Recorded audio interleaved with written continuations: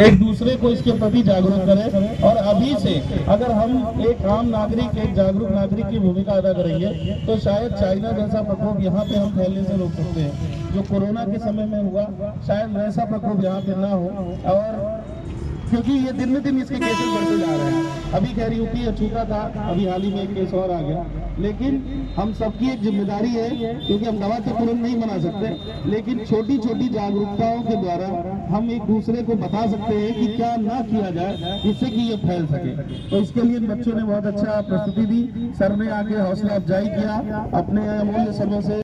हमें सावधानी पूर्वक चलना चाहिए, ध्यान देना चाहिए कि कोई ऐसा चीज ना छुए, जो ऐसे चीजों को हाथ से ना छुए नंगे हाथों या फिर वैसे अपने हाथों से कि जो और अन्य लोगों द्वारा छुआ गया हो और हमें छूने से वो हमारे अंदर भी आ जाए। क्योंकि वायरस जो है ये बाहर रहता है, तो एक मरे हुए रेशल की तरह ये काम करता है। लेकिन जब हम हाथ से छूते हैं किसी चीज को तो ये हमारे हाथों में चिपक जाता है या फिर हमारे हाथ में आ जाता है।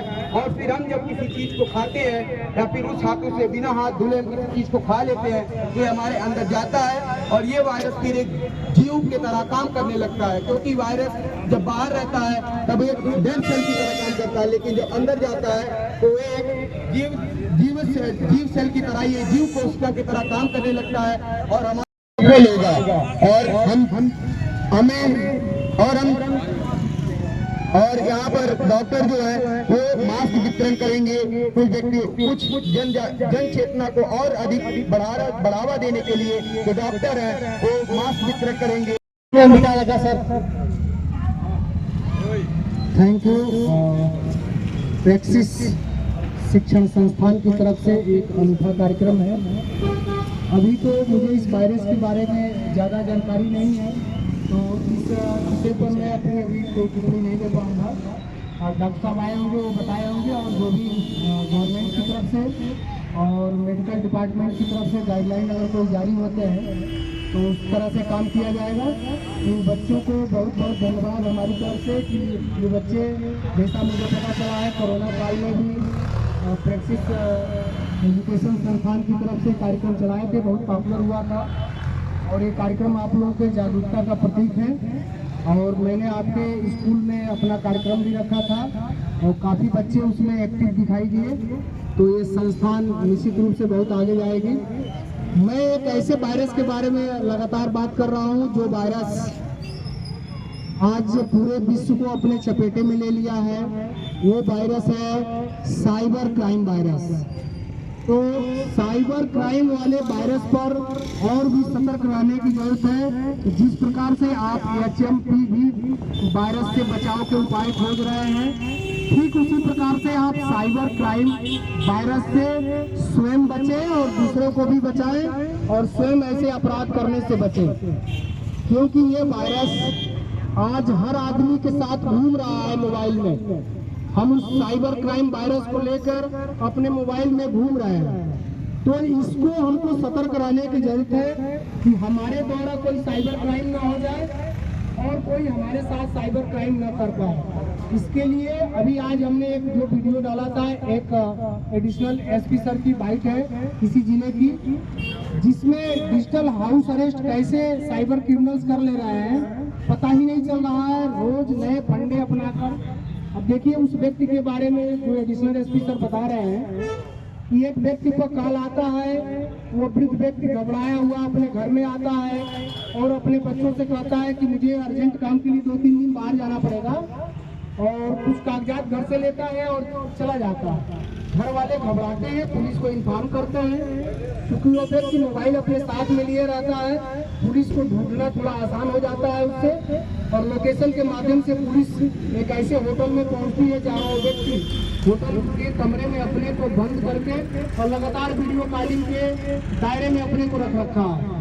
पुलिस किसी तरह से दरवाजा खुलवाती है और देखती है कि वो साइबर क्रिमिनल्स उस पर लगातार वीडियो कॉलिंग से बात किए जा रहे हैं, उसको टाइम ही नहीं दे रहे हैं कि वो किसी अन्य से बात करता है।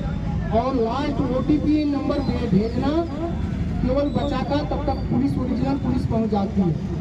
तो इस प्रकार से कोई कानून, कोई प्राविधान न भारत सरकार ने न स्टेट गवर्नमेंट ने ऐसा कोई कानून नहीं बनाया है जिसके माध्यम से कोई संस्थान किसी व्यक्ति को डिजिटल अरेस्ट कर सके। तो इस जागरूकता को आपको फैलाना है। ही अरेस्ट का प्रावधान है।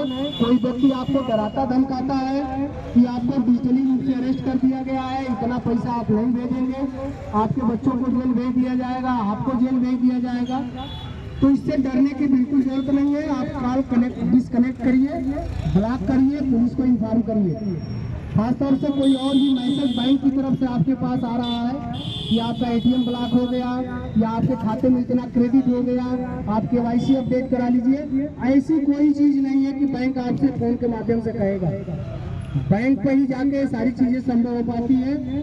तो आज बच्चों का दिन है, बच्चे नुक्कड़ नाटक प्रस्तुत कर रहे हैं, इनका मनोबल बढ़ाने के काम हमारे जो मीडिया बंधु यहाँ आए हुए हैं, बच्चों का मनोबल जरूर बढ़ाएं, इस स्कूल का मनोबल बढ़ाएं, क्योंकि ये स्कूल रोज नए नए अभिनव प्रयोग कर रहा है। तो निश्चित रूप से ये समाज के लिए भी हितकर है, हम लोगों के लिए भी हितकर है। इस बच्चों का मनोबल बढ़े और बच्चों से मेरी अपील रहेगी कि आप जरूर कार्यक्रम करें। सर के माध्यम से मैं इन कार्यक्रमों में जरूर शिरकत करूंगा, मुझे बहुत अच्छा लगता है आपके साथ रहने में, आपसे कुछ न कुछ। अब आज ये शब्द हमने सीख लिया, HMPV से बचाव के उपाय।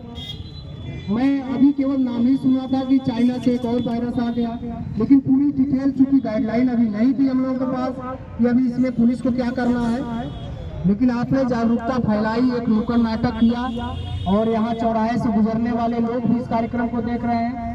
तो इस वायरस के चलते हम अपने को स्वच्छ रखें, अपने का बचाव करें या अपने को हेल्दी रखने के लिए करें, दोनों तरह से उपयोगी है। तो आपके डायरेक्टर साहब को बहुत बहुत, पांडे जी को धन्यवाद, आप सभी बच्चों का बहुत बहुत धन्यवाद, थैंक यू।